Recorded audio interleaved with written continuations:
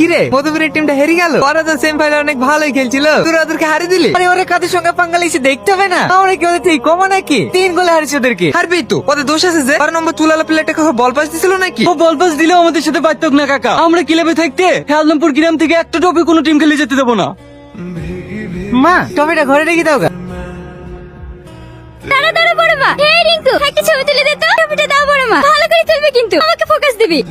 গার্লফ্রেন্ডে ঠুকে ঠুকে দিয়েছে নাকি? না না, আমি সব পেন্টুম করিনি। তাহলে ক্যামেরার দিকে তাকিয়ে একটু হাস।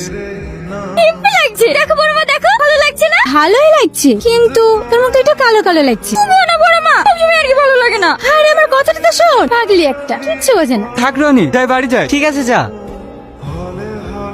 অনেক কষ্ট করে পেয়েছি তোমায়, আর হতে চাই না। রেখে দেবো বুকের মাঝে যত্ন করে তোমায়।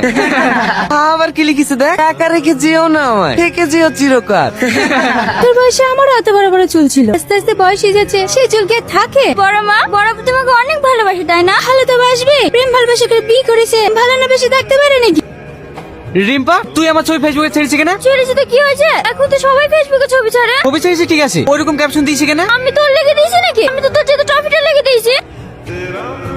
দেখো তো বড় মা, আমি কি কিছু ভুল লেগেছি নাকি? ওসব আমি কিছু জানিনি, তুই তাড়াতাড়ি পোস্টটা ডিলিট কর। ডিলিট করবে কেন? ট্রফিকে ভালোবাসিস না নাকি? ওসব তুমি বুঝবো না মা, অনেক সমস্যা আছে, তুই ডিলিট কর। না আমি ডিলিট করবো না। ডিলিট করবি নি? না